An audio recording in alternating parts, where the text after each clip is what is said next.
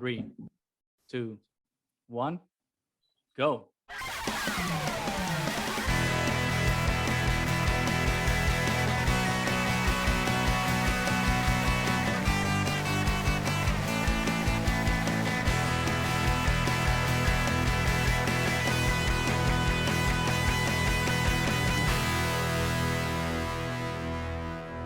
Welcome back, everybody, to the TRIAD of the Force podcast, a podcast from 3 Puerto Rican friends coming together to do deep dives into Marvel and other nerd-related media. Today is season 3, episode 13, lucky number 13, depending on who you ask. And what an appropriate number to talk about the movie that we're going to talk about. Let's welcome our guest, our unofficial 4th TRIAD of the Force member, Josie Meléndez. Welcome back, Josie, as usual. Hi, thanks for having me for more spicy takes. It's always the movies that have the most conversation.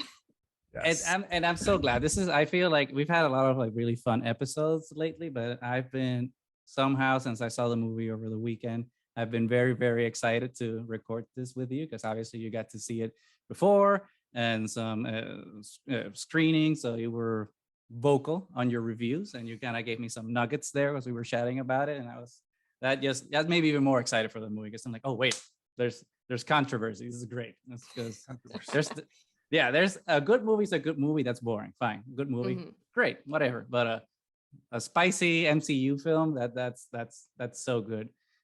So I'm very excited for Mo saw the movie recently as well. So I think we we don't know what Mo thinks. We don't know what Mo thinks. I'm very, very excited, especially with all the Twitter discourse of everyone just doubling down on their bad takes about it. So I'm too excited. So as people can probably tell maybe by everything we're saying today, instead of Star Wars, we're going to give Star Wars a break.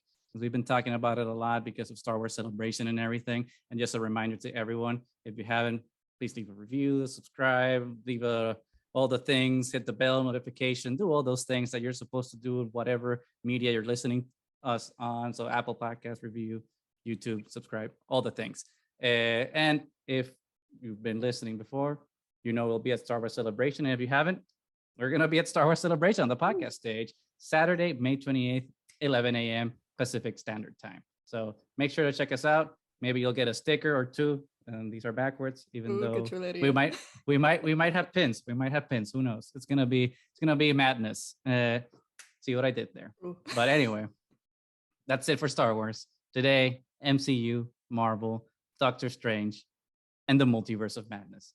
A movie that I think many of us were looking forward to, especially after Loki and WandaVision. And it's just like in Spider-Man No Way Home, it's just like, what's going on? What's the direction that Marvel's going in with this whole multiverse? What is the Multiverse of Madness? Sam Raimi's back. Wanda's in the trailer. America Chavez. So many things going on. Doctor Strange 1, I did not like. So I'm just like, what's going to happen here?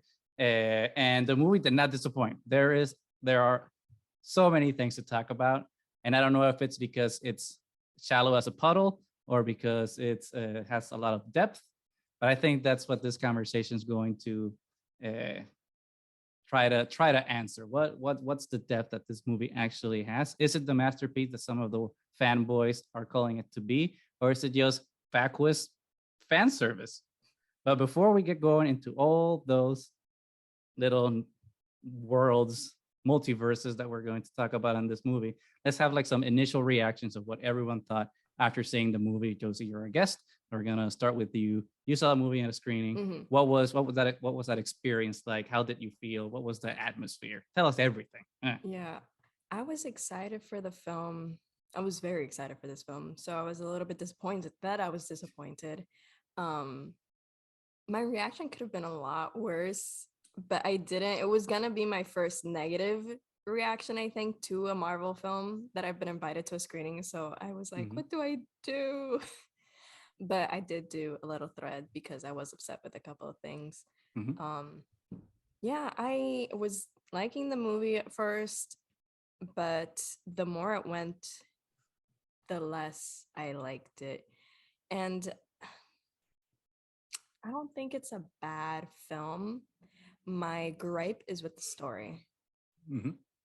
I don't think it has a proper narrative structure. Like the other day, I called it a 2-hour TV special because it Interesting. just feels self-contained, which is something that we've been looking Right. for. Mm-hmm. But it doesn't feel like it has a proper beginning or an ending. I don't see the clear, like the little narrative structure people teach you with con el triangulito y todo. No, I Right. don't see Right. that. Like there are climaxes, there are like turns, twists, but it just follows off WandaVision, and then like the movie doesn't really end. I don't feel like it has a really like an Mm-hmm. ending. I was like, what did I just watch? And then you just go about your day, and you want to feel You go something. about your day. That's a Yeah, I that's a didn't good feel way to anything at describe the it. end, and also I was just mad with America Chavez's portrayal, which we'll get into. Oh, we'll get to it. Definitely, that's a very good way to describe it. You just went about your day because I felt the same way. I just left the movies. Just like, well, I guess I'll go home now, I was because like, I it's want one to of watch the. Eternals. Which Eternals is good, by the way. Anyone that like thinks that Eternals is bad, you're wrong, and we're gonna talk about that in another episode. But besides the point for now. But I don't know. For me, yeah, it was very interesting because it's also had the worst post-credit scene I think that any Marvel movie has had. Because it's like, oh, I will okay, say I was vibing with the post credit scene just because I see Charlize Theron and I'm like, yes. yes. I mean, But like in terms of what's going on, I couldn't care less. I was just enamored by her. I was like, ah, yes. yeah, that's the only saving grace of the post-credit scene is that it's her, and then it's just like, oh, but okay, so that so where nothing happened, it's just Charlize Theron being awesome, but then kind of going back into Doctor Strange 1 and going back into the dark dimension to.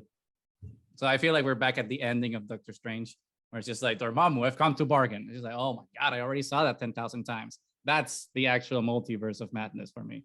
I have to see Dormammu one more time. But Mo, what about you? You saw it the most recent, so it's fresh on your mind. What was your reaction? Well, I guess I had the opposite reaction when I saw. I don't know actors or actresses or anything. I was like, another white person just showed up. Just, like I was disappointed, so to say the least. But going back to, I was I can I'm sad because they came in with excitement. Mhm. They, I the title, they sold me. I was gonna get madness. So they I saw zero madness, just a linear, path with like reusing like old stereotypes, like, oh, witches are bad. They destroy the universe with their chaos magic, and this is the consequence. Like it didn't. There was no madness. There was just, it seemed like really linear. Like it undermined everything that we were talking about, the multiverse, that things are different, things are weird, but they were all the same. Like even all Doctor Strange were the same. Like we already saw Loki, that Loki had different versions of themselves. We already seen like all of these aspects and weirdness of the multiverse. They just like, let's brush that off. Let's make it like just I don't know. It felt it disappointed at all levels. It's like it's enjoyable, like if you just see it and just, but then you just go on your day and like, I regret going to the movies to watch it, to be honest. I would have watched it on Disney Plus. So wow, that's brave. Say you regret seeing it at the movie, because I think it has popcorn value to it. It's just like, oh, I mean, seeing when like Doctor Strange is just traveling the multiverse with I was gonna say Veronica, with America, through like all the portals and everything. It's just like, oh my god, this is amazing. And the Illuminati stuff, as underwhelming as that ended up being, it was like that shock value of seeing it with theater full of strangers. There's, I don't know, there's something magical and mystical being at a movie theater that I will never. It depends on it depends on the theater, because like when the Illuminati thing came up, like people were like, what the fuck is that shit? Like, yeah, Really? mine too. Like, Mine too. Mine was a screening with like press and everything, and everyone was like, okay. exactly. Really interesting. Oh, my And theater I people know, were losing their it's mind. something. No, I know it's something from the comics, but not But many yeah. people know that, and you just hear that name, and it's like, what? Oh well, Yeah. yeah. The name is dumb. It's but like So when all the cameos pop in, it was just, oh, crap, yeah, this is. a lot of people in my theater, like, these are critics, these are people in the industry, and they're like, laughing. Yeah, it was laughable. It's like, but I think that's one of the key issues, though. I mean, and I think I want to save the America/Wanda conversation for the end, because I think that's the most important thing to talk about. But let's talk about like all the backwoods of fanboy stuff first, and to see why it might or might not have worked. And I think a lot of it is anchored on what you were saying, Mo, about being shown that madness, right, of the multiverse in Loki, and then having a completely different type. I don't know, maybe this madness was medicated, went to mental health professional and got, the dosage right, and that now it's not that crazy. So yeah. I think there were things that we've been set up to expect that all of a sudden when we see in this movie, it's like, oh, but why aren't we really getting those things? It just felt like, at least to me, diluted things that we've seen done better in other Marvel films. It's like, for example, you were saying more about the Doctor Strange all being Benedict Cumberbatch. I always say Cumbersquatch, but it's Cumberbatch. That's a complicated name for me. And then, but when we see Loki, we have, Richard Grant, we have the Crocodile, we have Kid Loki, we have Boastful Loki, we have Sylvie. There's like all these different versions. Loki. I miss him. Do the spinoff. If you're not gonna do the spinoff on Disney Plus, at least do like a series of shorts for YouTube. But we need. You've done it with Loki. Olaf. Do it with Alligator Loki. He has a little slide. When I noticed he had a little slide in Loki, I was like, "That's it. You just bumped yourself up on my like rating of Marvel TV shows on Disney Plus." Right? He might have been the best Loki, but I mean, that's just an opinion, though. But we see that diversity, right, of like how the multiverse is different. I mean, we do get different versions of Tom Hiddleston as Loki, but it's because it's multiverse, so you get variations of the same and variations in a different way. And all of a sudden we see this multiverse and it's kind of like, oh, the same Doctor Strange all the time, Benedict Cumberbatch. And then when we get our cameo fest, which is kind of hearkening, I think, to the same effect they wanted from either Endgame or No Way Home. It's like, oh shit, like all these characters are coming back, or No Way Home, which is like, oh, these cross generational, cross universe actors coming back for like the shock of like the cameo. But it just, at least to me, fell flat, especially with how they were handled immediately after. Yeah, because it's just Wanda just comes in and like destroys them in 2 seconds, and it's like, oh, so this was pointless. Yeah, this was pointless. Like, we got Captain Carter, which was amazing to me, and all of a sudden she gets cut in half. Spoiler alert, by the way, people. Spoiler alert. The people were complaining about her, which I didn't notice this until recently, that they were annoyed by her saying, I could do this all day. And I'm like, what else is she gonna say? Her screen time is low. That's the instant way for you to know what kind of, like, her character. That was awesome. I just like her. Let her have her little day in the sun. Chris Evans says it all the time. Yeah, it was great. I loved it. Like, for me, What If was kind of like a meh. But one of the standouts was Captain Carter. So to see her in live action was like, thank you. Yeah. But that being said, I actually vibed with What If because it was one of the first shows that I didn't know what they were going to do. So seeing that each week was kind of exciting for me. So I liked how it connected with Multiverse of Madness, because I was very disappointed Loki didn't connect with Multiverse of Madness, because it was hyped up by the fandom that it might connect with the film. So that not happening kind of upset me. So getting Captain Carter did make me happy. According to Kevin Feige, the way it connects is just because Loki allowed for this movie to happen. So it's a very distant connection. But I mean, that makes sense, like that little fact, but they disregarded, like so many other things they could have connected, like even No Way Home. They could have said, like, the events that Doctor Strange unfolded made a fold in the multiverse, and that's how America ended up in this. There was zero connection. Like you already had the what if Doctor Strange, like how come that's not involved? Like you just why wasn't Strange Supreme the evil Strange here, like even though Strange Supreme technically had his redemption arc. See, all the men get their redemption arcs and get to live happily ever after. It would have been cool if, when they're like traveling through multiverses, one of them would have been with the art of What If. And they didn't do that. And I'm like, y'all had a missed opportunity to connect everything, even if it was just so small.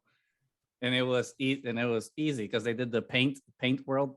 It's like I want a more paint world. That you see, that's the madness. well, that I would it's wear hard. expect. It's hard to eat there though.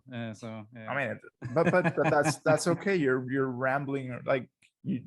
They by accident they fall in like the perfect havens of like multiverses. Come on.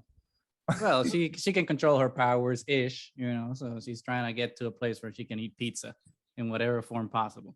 So I sympathize with that need for pizza. So it's powerful. I will eat pizza balls for the record. Like for everyone listening, like there used to be like a place in Miramar. Jesus Christ, I'm mixing up everything. In Ocean Park, where they used to have it wasn't pizza balls, it was pizza cones. It was called pizza cono. It was like the best version of pizza I ever ate in my life. Holy crap. When I saw the pizza balls in Multiverse of Madness, I'm like, Puerto Rico did it first and it was better. It was better. Que throwback, la pizza cono. That was, I'm not like, I don't want to say disgusting. It was like, disgusting, but yeah. the best. Por eso, the best type like, of then the grease just falls down the bottom. In theory, you're like, ooh, but then you're trying it and you're like, oh, this is not the best thing, but you can't stop because it's just an experience. It's just you don't have regrets, but you do question your morality. Yes. Okay. So maybe we do live in one of the multiverses of the Doctor Strange. Puerto Rico, Puerto Multiverso. We do live in the cursed timeline, so it makes sense. But going back to the cameos, right? They don't have any payoff. Even the one cameo that they saved as the big secret of Reed Richards, which was like it got audible gasps in my theater and was just like amazing. Even though I hate that actor, I just want to punch him in the face. It's not personal. I just don't like him. But I was still like, oh, okay, they did the fan cast. That's cool. But then it's just like, okay, what was the point? And like they didn't pay off anything. There was no character development. Didn't further anyone's story. And people are gonna say, but it was. Of course it did, because if Doctor Strange hadn't met the Illuminati, he wouldn't have known about the consequences of the other Strange and how he died. And it's like, really, did Doctor Strange really learn any lesson from that? Because he's still the same Doctor Strange. He's like, well, I'll still do what I need to do to get the job done. So you proved everyone right by just doing what you do. So the Illuminati, it's like, cool, but a waste of time. It's like, Doctor Strange gets rewarded for just being himself, and that's it. And then when Wanda wants to be herself, it's like, fuck you. Like, you're not going anywhere, and you're gonna get crushed by your own weight. It's like, whoa, you're one character. See, that's what happened to Wanda, basically. Everyone listening, Mo was just saying how a building was dropped on Wanda, and then karma. The laptop fell. Telling you, it's the chaos energy, It is. It's chaos magic. It's chaos. It's the Scarlet Witch. Witch. But that's a good seg now into that, because I mean, unless anyone wants to like plug in more of like the missed opportunity or the failure of the cameo, because I feel like usually cameos in Marvel are one of two: either just a little throwaway things like, oh, here's Stan Lee, or here's this character, but it's kind of like a fun Easter egg, or an actual character that comes in to actually support the story in some meaningful way, like Andrew Garfield and Tobey Maguire in No Way Home, which were actual characters in the movie. They didn't just show up, right? Yeah, but that's here, the thing. there's a difference. Because a cameo isn't supposed to last that long, which is why Andrew and Tobey can be considered not being a cameo, because they actually helped the story. Which, seeing how they held the Illuminati in the plot, they were clearly supposed to help the story, but they didn't. They were used more as props. Yeah, that's it. Like, they were just placeholders. Just were like Doctor Strange could have figured it out by any other. Like, Christine could have told Doctor Strange what had really happened. Like, you did not need. Yeah, because she knew. Yeah, exactly. Like, and that would be way more impactful. Like, it's coming from someone Doctor Strange loves. And see, like, and someone that loves him, and then seeing the interaction, like how are you different? But no, it's like you need the whole like cameo thing. It's like, to be completely fair, I did get very excited when Professor X shows up in the yellow hover wheelchair from the animated show, and then the theme from the animated show pops in. I was just like, Yeah. I'm like, okay, okay, I'm in. You got me for 5 minutes. I felt so bad because I didn't know the connection to the comics, so I saw that and I was like, it looks like one of those carritos that you see in supermarkets. For kids. The little kids ones, like little animals and stuff. It's just plastic. He looked cool. True. If you don't have context, it does look kind of lame. But with the context, like, oh, epic. Which something actually I wanted to point out too. For me, the music in Doctor Strange 1 was actually one of the highlights of the film for me. And I don't remember who was the composer for Doctor Strange 1. But I think it was a big mistake. And I think this is just a Marvel thing in general, that they don't have composers continue on to build a score. I just think no disrespect to Danny Elfman, he's epic and he's done one of the greatest scores ever. I think he was a miss for this movie because he just removed that mystical, weird music of Doctor Strange 1, and like there wasn't that musical connection with the original. I don't know how you guys felt about the music. I liked it, but I also don't remember the music from the first one. I've only seen Doctor Strange once, and I have no desire to watch it again. But I do understand if like the first score was so impactful to the character and like the essence of Doctor Strange, I can see, because this one feels very different. I don't remember the score, but I know that this one was just different. It was Danny Elfman, it was Sam Raimi. Like they were trying to give us something distinct, which I did like about the film. Like you can like point it out in a lineup because of that style that Sam Raimi brought. But yeah, I like the score in this movie, but if I were to judge it in that sense, I definitely agree. Yeah, not to say that it's a bad score, just like in terms of like the continuity and like that vibe that was already established. Just the problem with the film. But to your point though, I do appreciate like Raimi's visual style, because I mean he went all in. So it's like, I'm doing Evil Dead, PG-13 Evil Dead, a la MCU. And I think he achieved something very commendable, because like you said, if you like put every single, how many of them are there now? Like 10,000 Marvel movies, like all 20 whatever movies that there are, 24, 25. And you kind of have to see visual styles. Very, very few stand out as like distinct from the rest, because they're all kind of cookie cutter, you know, all the Ant-Mans and the Thor Dark Worlds, and you know, they're all kind of the same. And Sam Raimi was able to kind of like inject his own personality into where it does have that je ne sais quoi about it, you know, that like it makes it stand on its own. But again, so you can have all the flair, you can have all the bombastic elements, all the action scenes and everything, but if you don't have the core of the story, then there's really no point to it. And the core of that story is Wanda and Doctor Strange. Doctor Strange, who we've seen in 4 movies so far: Doctor Strange, Thor, Ragnarok, Infinity War, and Endgame, right? So 6 with this one. His story, what's Doctor Strange's story? What's his payoff? I don't think that he has had any journey whatsoever. He's still an arrogant ass. He's a watered down Tony Stark.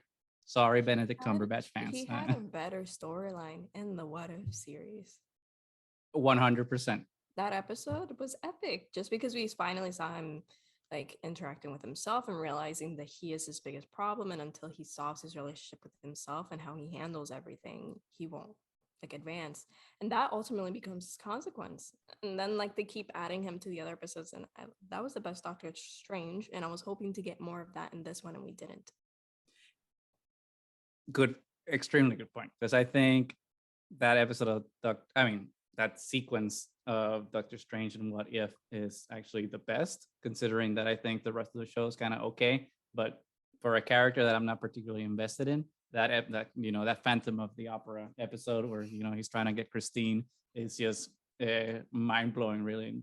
And the cool thing is that he loses, right? Like evil Strange, you know, Strange Supreme wins against like the good guy, you know, Doctor Strange, that we expect will win at the end. And it's kind of like, whoa, it's very cathartic. And obviously there's the payoff at the end of What If, where he kind of sacrifices himself inside that mirror dimension of fight. Uber Ultron or whatever he's called. So that's multiversal story. Why couldn't we do this here? A lot of questions.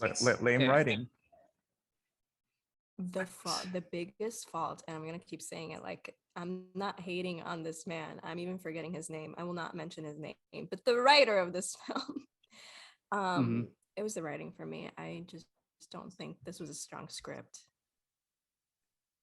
Is it because of Doctor Strange or is it because of Wanda? It's everything. It's everything. It's just the entire script. I wouldn't say throw it away, but let's revise it. Get a script doctor in here. Stat. For me, it was really odd because when I was watching the trailers, I know that they were framing Wanda as kind of like the villain-esque character, but never in my mind did I think, oh yeah, she's the actual villain. And she's like, no, well, you know, she's dubious, but and especially because they put in the trailer that line that just pisses me off even more now that the movie's over. It's like, oh, when you break the rules, you become the hero. When I do, like, everyone hates me or whatever. That's not fair, is it? And I'm like, that's the movie. That's the movie. So there's a point, at least for me, where like there's a sort of public redemption, not a redemption for her. I think Wanda did nothing wrong. Hashtag Wanda's a hero. But in terms of like perception of Wanda for like everyone else, I thought that was going to be like this redemption for her, where she is, to the eyes of everyone else, becomes like the hero that she's meant to be, and finally catches a break. God damn it! It's just like give this person a break. She's been through enough. Why do we have to make her suffer and lose in every single of her appearances? And then just set up Doctor Strange as, oh well, he broke up with his girlfriend once and couldn't get over it. Really, that's his loss. Really, he'll have to go to his ex-girlfriend's wedding. Stay home, bro. If for your mental health, if that doesn't help, stay home. That's not a compelling character arc for me, that you broke up with your girlfriend. If that's who you were an asshole to. Like... exactly. You deserved to be broken up with. So it's just like, don't. I don't believe that that's his character arc development. How did you guys feel about Wanda versus Doctor Strange, and like how their arcs, which are supposed to be like, you know, these parallel stories, right? Because that's what they tried to frame it as, right? How they're both processing the same type of emotions, but to very different results. How did you guys feel like it was handled? Let's start with you, Mo. Oh, I mean, when you frame it that way, how can you frame the loss of two children and your family to losing a girlfriend from like years ago? Like, wow. Like that is, you know, that tells a lot on like the lack of like awareness, the lack of sensibility, the like, come on, seriously, like like that's to you the equivalent. And then the only response being like, well, that was made by magic and that's not real. Well, whatever little story you made on your mind that you were meant to be together for the rest of my life, it's also made up in your mind. It's not real anyways. So like then you have like, I like you said, Gus, I thought there was going to be a moment of self-awareness, like, okay, when you do it, like, but then it's like, or maybe I'm not seeing, maybe it's so self-aware that it's so meta that it's like, yeah, but we have to do it again. It's like, fifth dimensional chess. It's like, what's happening? Right? Yeah. Who knows? Maybe our little brains are not capable of managing that information, but we just don't understand because we don't read. But it's so, you know, it's so overused, like all through every single like story where you have witches, they are always the evil ones. Because they're dancing with the devil. Like, let's be even more reductive. Witches is a code word. It's just women. Exactly. Women just want to embrace like whatever thing that they want to do, and all of a sudden it's just like, well, I guess we have to kill you. And it's very male gaze, right? I think, if I'm not mistaken, the writer of this movie is a guy. So it's just kind of, wait. So Like, what? Shouldn't you have talked to your wife or something? Yeah, he worked but on Loki, but Loki, Loki, which is so surprising. was he the only writer on Loki though? I was looking for it. I think he got a created by credit, and I think he got a writing credit, if I'm not mistaken. I think he is the writer for Loki. Okay, I would have thought Loki would be like a team of writers though. Yeah. But Josie, what did you think about that with the handling of like Doctor Strange versus Wanda? Yes, I agree with Mo. It's just, you think they're gonna have self-awareness. You watch the trailer and it says an entirely different movie. Like even Wong says, oh, your actions in No Way Home are creating a ripple effect, and we don't see any of that. There is no reference to it. And that's what bothered me, because I know that No Way Home was supposed to come before Doctor Strange, and America was supposed to be introduced in No Way Home. I get it. But y'all are doing reshoots all the time. I'm sure you could have fixed this. So the fact that they don't connect bothers me. The fact that Sam Raimi openly admitted that he didn't watch WandaVision, I'm like, where's the connection? Because I love WandaVision. It's my favorite show that they've done. I love except Wanda the last episode. Yeah, I like the last episode, but I'm weird. The last episode, I think the problem with it was just like the fight. It's like, that's what happened. Again, it's the whole COVID thing that kind of messed up Marvel and their timeline, and I think they're trying to fix it all. But it's like, especially, it's upsetting because you're saying that these films are supposed to connect, but then you're not connecting them. And I know that Kevin Feige said that the shows aren't supposed to directly connect with the movies, but you're still doing it. You're still referencing like Thanos in the TV shows and everything. So just, you're being very selective about what you're supposed to show, and like the logic is falling apart, and it's getting harder for me to have that suspension of disbelief, which is why I get that people say like it is accurate to Wanda. Like people are saying that it's accurate to her character in the comics. Other people are saying that no, that she's never like a true villain in the comics. So there are a lot of perspectives from each side. I do think that she was just very one-dimensional. And which is a shame, right? Because after WandaVision, to just make her a villain, and to make her a villain over the mother stuff, it's troubling for me. It's just like, so women can't just go crazy. I just feel like what we've known about her character so far, ignoring the comics, what we've known from WandaVision, I don't think she would be that single-minded. And you're just making, like, it's not just her kids. There's also like Vision is still out there according to WandaVision. Her brother is probably alive in another dimension. Like, it's very strange that we don't see Vision in any of these multiverses that she's looking at with the kids. It's too expensive to bring back Paul Bettany. Yeah, it's too expensive to bring up Paul Bettany and any person that might be playing Quicksilver. So like, I get it, but also you're freaking Marvel. Try to tell a good story, and if you want to tell a good story, you need to have these elements because you've already set them up. And yeah, go ahead, Mom. Like I agree with like everything you were saying, Josie. And then like to be so restricted in imagination, because like you're dealing in a multiverse. Like I'm sure there has to be one where, I'm sorry, Wanda died and the kids are orphans. Like how come like there was no effort of like pushing that story? It was just like so flat. It's like, yeah, it's sad because, and then what a shame. Like how come you're not the one that's doing a movie and you're talking about Wanda? How come you cannot force to see, I mean, no force anybody, but add it in the contract, like you have to see what the character went through if you're gonna talk about them. Like I think that's disappointing in all, and in the reflex you can see it in the movie. That's the fault in it, you know. Yeah, I think it's interesting because I can see Wanda starting out as like the vision, but as the villain in the movie, right? Because of whatever she's reading, the Darkholds, that she's, you know, it's influencing her. Evil books do evil things, right? That's fine, and it's very Sam Raimi, right? Because you know the Necronomicon, kind of on brand.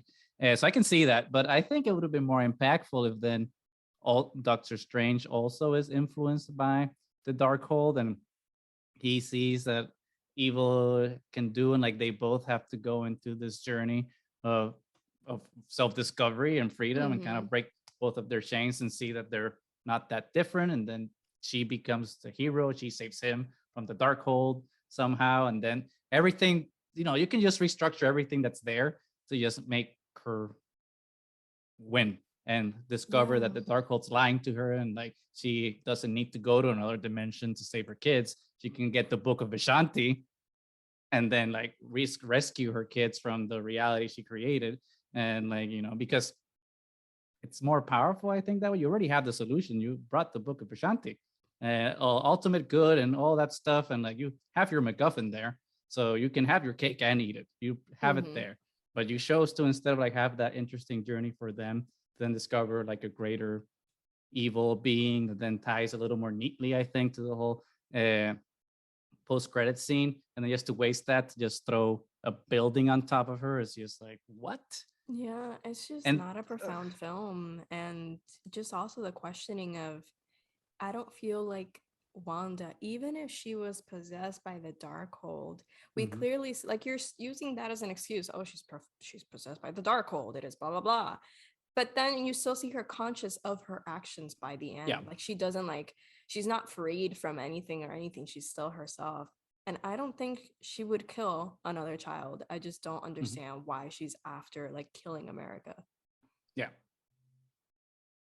It's odd. And that's a good segue, because America's usage in the film was also weird, because she's, no disrespect to like the actress or the character, but she's just a glorified MacGuffin. Like, she does nothing in the movie to really do it. She has a power that everyone's after, and like that's it.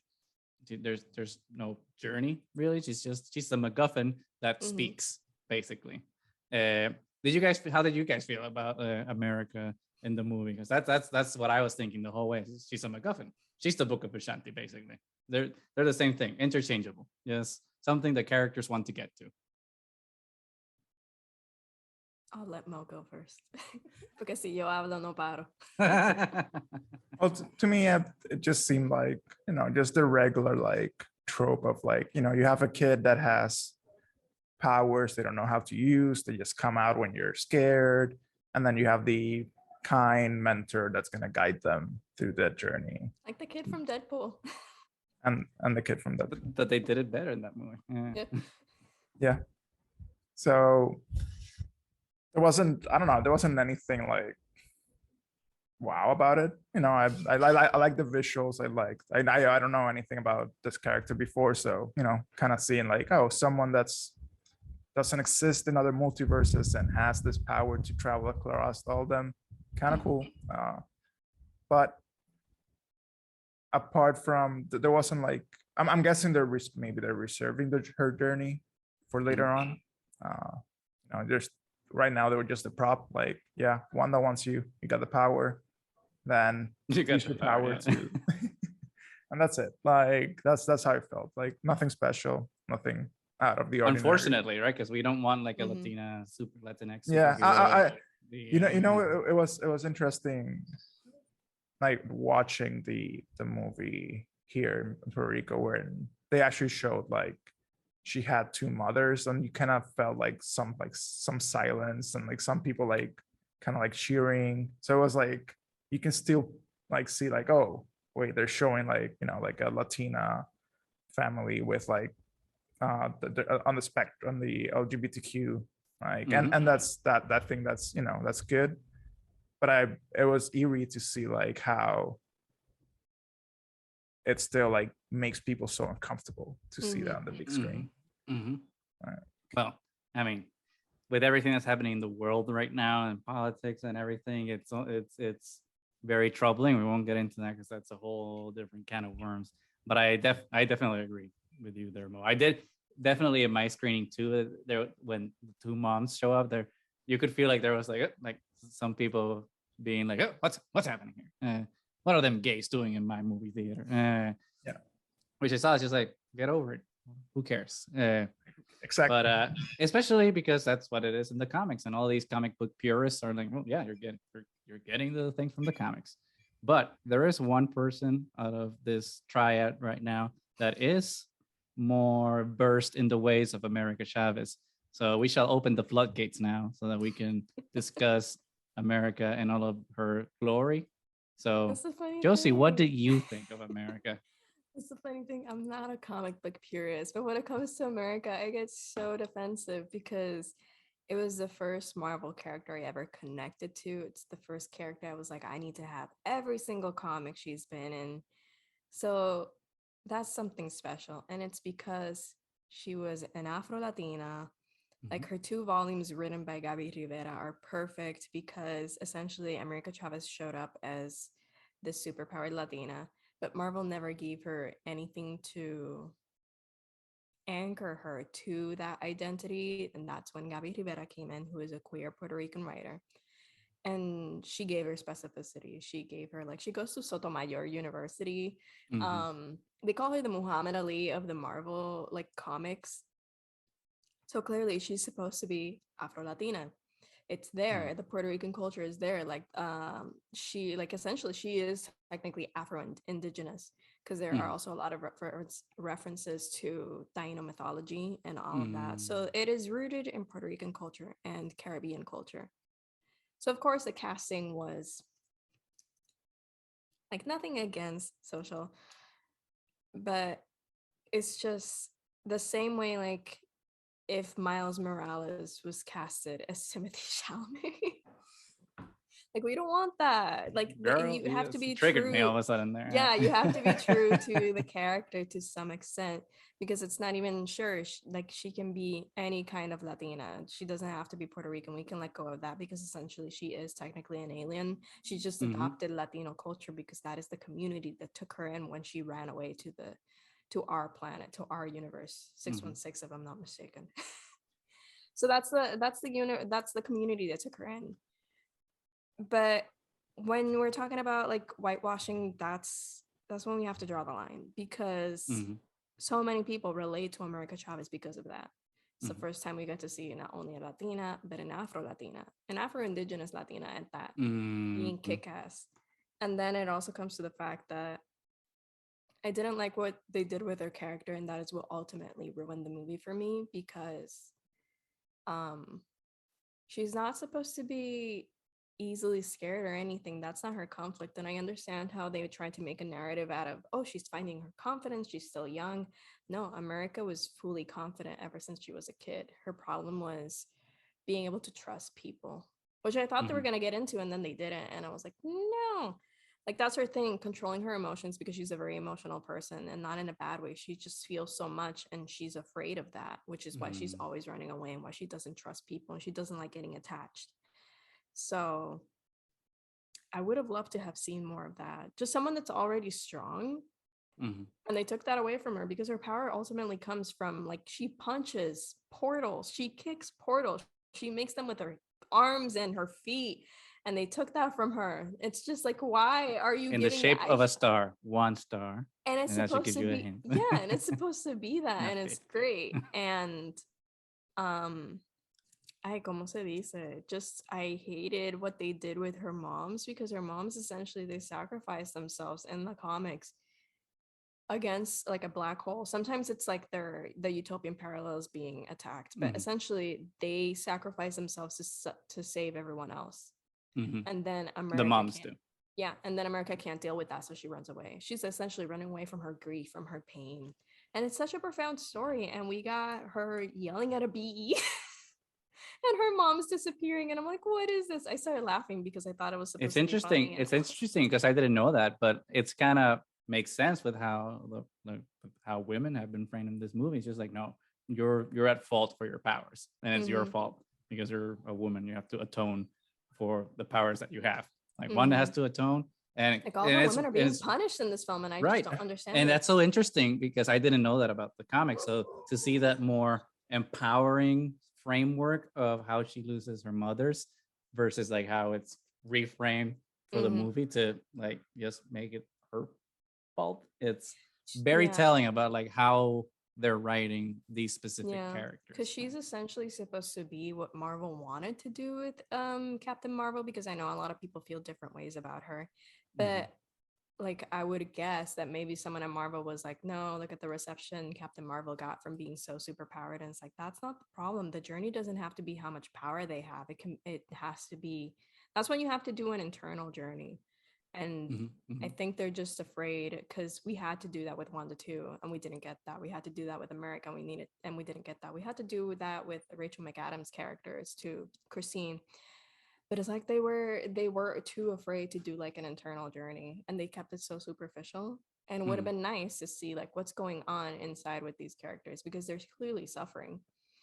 And even with Doctor Strange, we should have gotten some more internal work, and we didn't. So it's just a very superficial film. Yeah, it's a very superficial film. It's just linear. Before we move into like some other stuff, I wanted to kind of circle back into the casting choice, and obviously this conversation not to be like disparaging or reductive of Xochitl's she's great representation, because I mean she's a young actress. Hey, if they had offered me the role of America Chávez, I would have taken it. It's like, hey, girlfriend, I'm going. Marvel has a history of just poor casting. But I think that's what we're getting at though is, and I think you made a good point about not being culturally casted, not because it could have been actress of Cuban descent, Dominican descent, Mexican descent. That's not the point. The point was the whitewashing of the character, which I think it's important to keep in mind for when we're casting characters, because especially characters that have like intentionality in their appearance and their race and their background.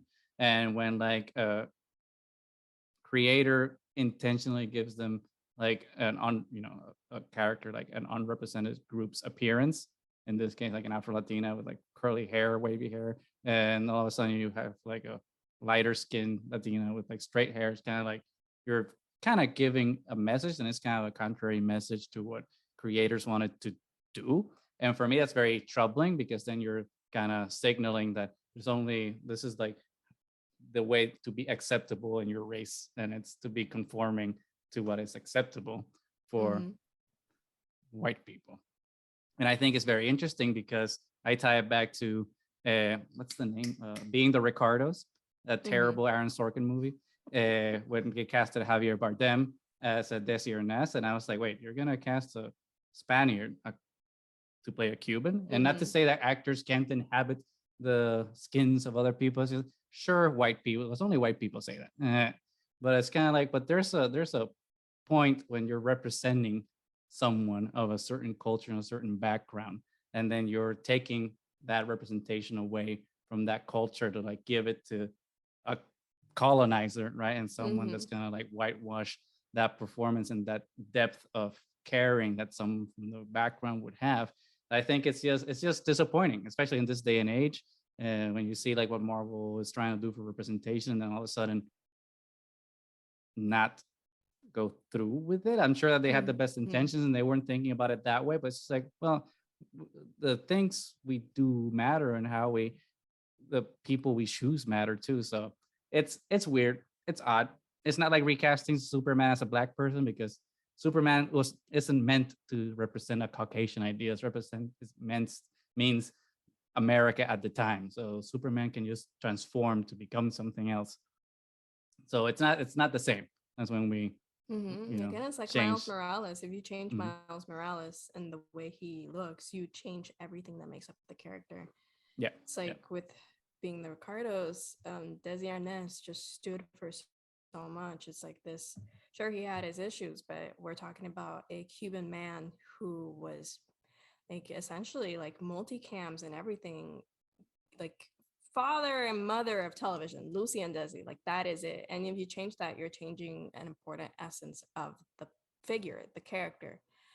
With West Side Story, it's like, yes, people were upset because it's not that people of other like countries can't play Puerto Ricans in a film, but West Side Story has a very specific history. There is a reason people are upset with that film. And if you're claiming to want to correct this, why are you repeating the same issues? Like, sure, they're Latinos, but then you're also discussing like going into the whole, are Latinos a monolith, which we're not.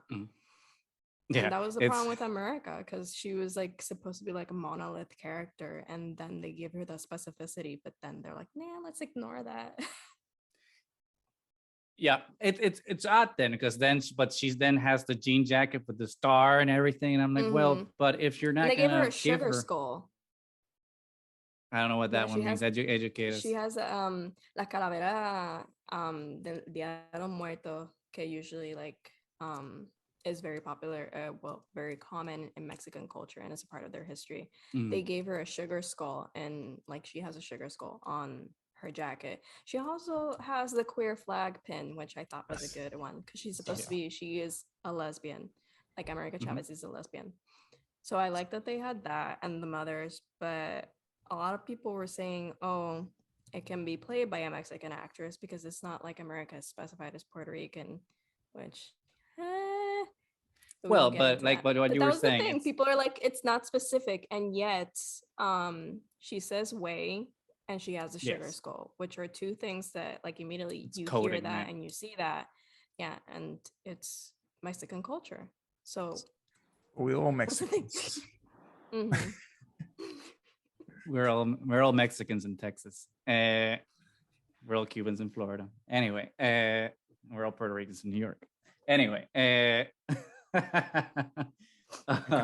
it's interesting though, because to that point, it's like, yeah, any actors could from any cultural background can, as long as you're Afro of that culture. I think that solved the problem. I think the problem was the whitewashing from away from the from the essence of what the character wanted to be, and then you can infuse it with the culture. Like, yeah, it can be from any culture, but then she was brought up in the Puerto Rican culture in the comics. So then, but then take away the star, take away this, because it's like she's not developed yet into that character, right? So don't give her the things that identify her to that thing until she quote unquote earns them. I don't know, but that's getting in the weeds too much there. But they're like talking about how she stands for Latino representation by being in this film, but there's nothing that connects her to Latino culture in this film other than the fact that she's a Latino actress. And speaking of Latino culture, we have to talk about Benedict Cumberbatch's atrocious Spanish. I did not understand any time that he was talking Spanish. I'm like, what the hell is this gibberish? Just don't even. I hate when they try to do that. It's just like, if he can't pull it off, either dub it or just drop it. But don't insult us. It's like, come on. Don't make me read the Spanish subtitles. Don't make me. I should understand it. And Benedict Cumberbatch's Spanish was not good. And that's an understatement. And that's all I want to say about that. I don't know if you guys feel differently about it, but I was aggressively passionate against his Spanish pronunciation. Defender Strange, you did us wrong. It's a lot. It's definitely a lot to talk about with this movie. Yeah. Or maybe there's not. It's just like, yeah, it's just flat. Yeah. To that extent, I think it's maybe this is a good thing to be happening to Marvel, to be like, hey, you don't have like the home runs. I mean, the movie's a home run financially, right? So for them, it's just like, they're always going to be a home movie. run. But the word of mouth is starting to not be as consistent as it has been in the past, especially since Eternals. I think people are getting a little more aggressive with their dislikes or defense of Marvel movies. So I think now it's like a turning point for these films. I don't know if it's a thing where they're becoming too complicated in terms of like trying to connect the whole universe, or because I see it both ways. I see Doctor Strange being like either too disconnected or too connected, because like, yeah, you have to watch WandaVision, you have to watch Loki, you have to just think, like, understand the context around this movie, but they also have to make the movie accessible to everyone that doesn't watch the movie. So it's like a really weird place as like these filmmakers to be in. Like, how do we make a movie that's connected to the entire universe, that's in TV and films, but also make it accessible to the normies, right? The people that aren't us, that like aren't watching all the other movies, and have them coming to the movie and be able to understand what's happening. It's kind of a tough. I would not want to be in that position. Yeah, it's difficult. It is. But hire better writers. That's a good start. Hire Josie. She's a good writer. Please. I've been wanting to write an America Chavez standalone for so long. And then I saw this and I was like, look how they massacred my girl. My baby girl. For everyone wondering, that was a Godfather reference. And if you want, we can see Josie's first appearance with Triad of the Force when we discussed The Last Jedi versus The Godfather. That was a banger. Make sure to check it out. Maybe you should do that though. Maybe you should just like start shopping the script around to see if you get like the America Chavez. I have like all the comics back there. So it's just. Would you recast her if it were up to you? I would, but not because like I would continue it. But the thing is that America's supposed to be older. Because canonically, she's supposed to be around Haley Steinfeld's age as from Hawkeye. Yeah, I'm forgetting her name. Oh my god, I'm forgetting her name. What is her character's name? Kate Bishop. Kate Bishop. She's supposed to be friends with Kate Bishop. Like they're besties. They sometimes flirt with each other. They like fight crime together. Isn't that what they're gearing up for though? Like with Young Avengers, basically. Which is why I wish America had gotten to interact more with Billy and Tommy. Because like hello, Wiccan, like America and Wiccan are friends. So I would have liked to have seen that a little bit teased, but we didn't get that. So it's one of those movies that I'm like, where are you going? Because if we could sit there and think, okay, this is a standalone piece, it's self-contained, it's great, which is why a lot of people liked Moon Knight, because it was self-contained and you can just watch it as its own little thing and maybe eventually it'll connect. That's what we liked about the first movies before Infinity War. They were standalones that eventually like they connected. And I think they've lost sight of that by trying to build something bigger. And it leads to lackluster storytelling. So please go back to like self-contained things, because even Eternals, regardless of what people like say or think about it, at least like to me it felt like a self-contained story. We're just talking about these figures. Sure, they mentioned Thanos because they have to, but that's it. And it's just their story. And then yes, the end is kind of open-ended, so we don't really get a true ending. But it's at least we still have a conclusion to the story. With this one, it's just like he gets a third eye, and it's like, oh, okay. Yeah, it's like, wait, I thought you were suffering, and now you're fine. You got that third eye. That's it. And then the post credits scene is like, yeah, like it's like I already control the third eye. I can open it when I want. Yeah, so. It's like zero consequences. Yeah, zero consequences. Like I can't. I know I keep saying it, but I just can't get over it. Yeah, Doctor Strange does the same things Wanda did and gets rewarded. Doesn't even have to go through another movie of suffering. Just only has to go through a couple of minutes of credits to just be rewarded and be like, oh, I'm in control now. If it were up to just this movie, no WandaVision, no nothing, I feel like it fails in storytelling because I can't connect with the characters. I'm just connecting with them from what I know. If I didn't know so much about América Chávez, I would just be like, okay, there's a kid. There's a kid that has powers. And now they really like Doctor Strange, and like she's never been trained at the Sanctum, and now she's like being trained, and I'm like, what's going on? Synergy. So, Ned is not gonna be the supreme. He should. They're gonna have to fight. Right. But to start wrapping up though, Josie, you were talking about like going forward with like these stories and how we set up like to proceed with the characters. So what would you like to see moving? Because we didn't see a body, so even though they dropped the building, she's alive. Wanda's coming back somehow. So what would you guys want to see moving forward? Because unfortunately, this is the movie we got. So this is the the starting point we get to continue these character stories. So what would you guys want to see going forward? Before we jump into that, I want to say that in the parallel universe that Captain Marvel got the statue dropped on them. I'm like, did they die, or were they just like, you know what, this is not my fight, I'm gonna take a nap. I'm gonna take a nap. It's like I don't get paid enough. When have we seen that someone at that caliber will be dead by a statue? No, I mean Captain Marvel and What If again. She like fights so much with Thor. She goes through so much and she's still alive. She's fine. Yeah, well, Captain exactly. Marvel in her movie, like literally flies through spaceships and stuff. So it's just like, wait, you can do that like a statue falling on you. That's not like game over. So there's what I think. There's my theory. She was like, you know what? This is not my universe, Wanda. This is not my concern. I do not get paid enough for this. I did not train for this. I skipped leg day. I'm not gonna do this. Unfortunately, all of my friends are dead. I'm just gonna take a nap here and wait for this to come down. Then I'll walk home and deal with this crap with my psychiatrist, my psychologist, because I cannot. Yes. 100%. I thought the same thing too, and I'm like, that doesn't do it. That doesn't kill you, Captain Marvel. No, she's probably like, realistically, she probably could withstand that. The problem is that we needed to move the plot forward, and we couldn't have 100%. More of a fight with her because it's not her story. Yeah. And that's why it bothers me also that they brought her in, and they brought all of them in, but they just wanted to show how powerful Wanda was. Which I guess they did. I don't know. Like, I know that she's one of the most powerful Avenger. We did know it. We didn't need an entire film to prove that. Exactly. We already knew that.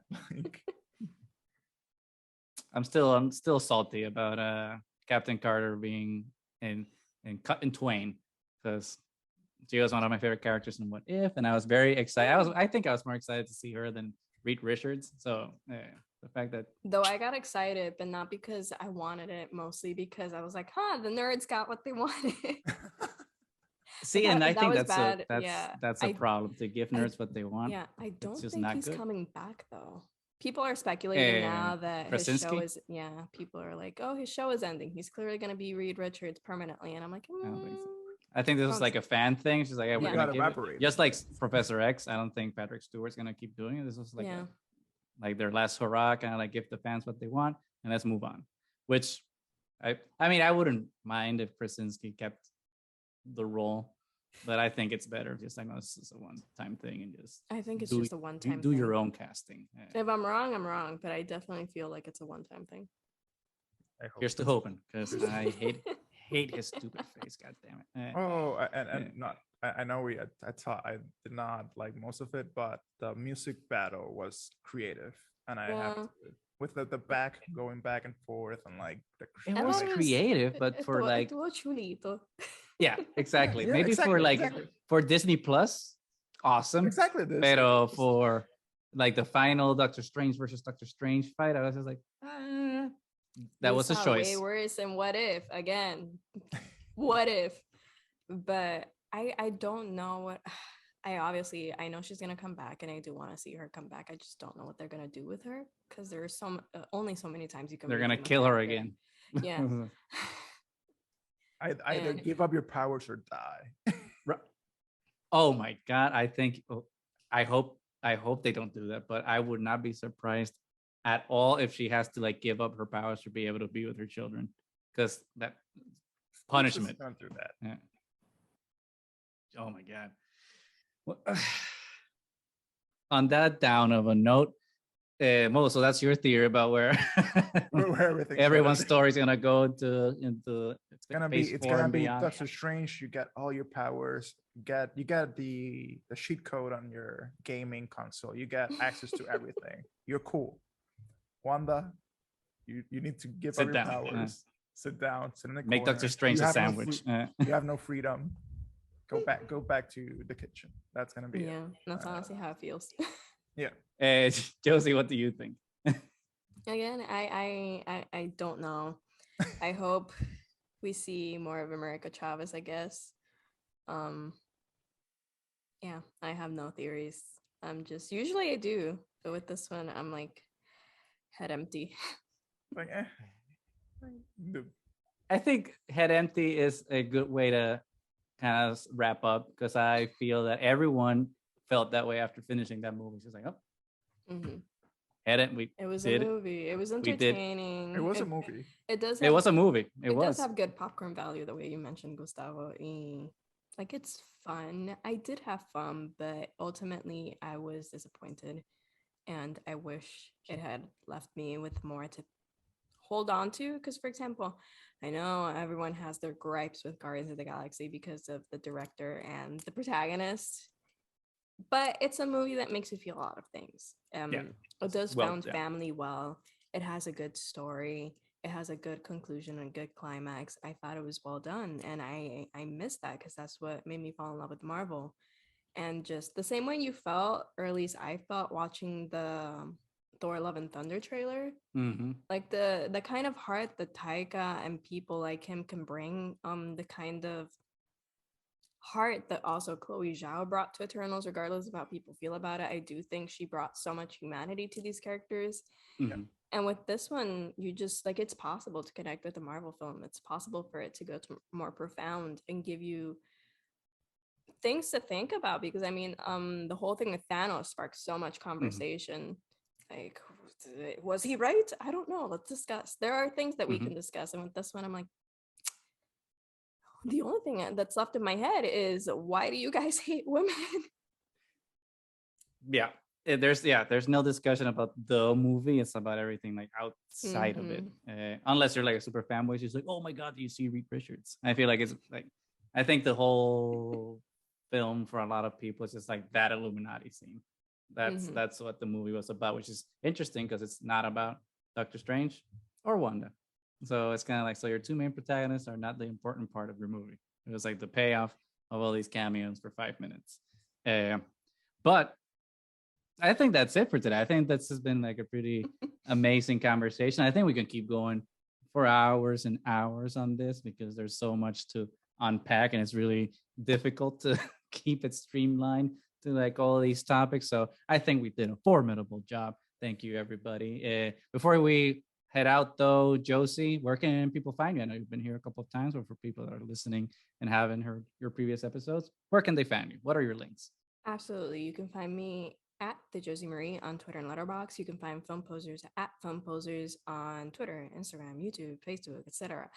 You can also find my writing on Screen Spec, Cherry Picks, The Mujerista, Remezcla, and Todas PR. I will attempt to put almost all of those links in the description below. I will put, like, Josie did write like a wonderful article about America where she kind of goes more in depth about what we talked about here today. So I'll definitely leave that in the description below so everyone can further educate themselves on the character. But without much further ado, thank you so much, everybody. We have been Triad of the Force. Don't forget to share, like, subscribe, hit that bell for notifications, leave a review on Apple Podcasts, do all the things that all the calls to action. Assume I said all of them. Please do it. It helps the channel a ton. If you want to financially support the channel, we have a TeePublic store where we have a bunch of t-shirts and other types of merchandise where you can buy stuff, and we get proceeds from that. And it definitely helps to keep the channel going, and we definitely appreciate it. But with that, thank you so much. Thank you, Josie, for joining us once again, and definitely not for the last time. And with that, we have been Triad of the Force, and may the Force be with you.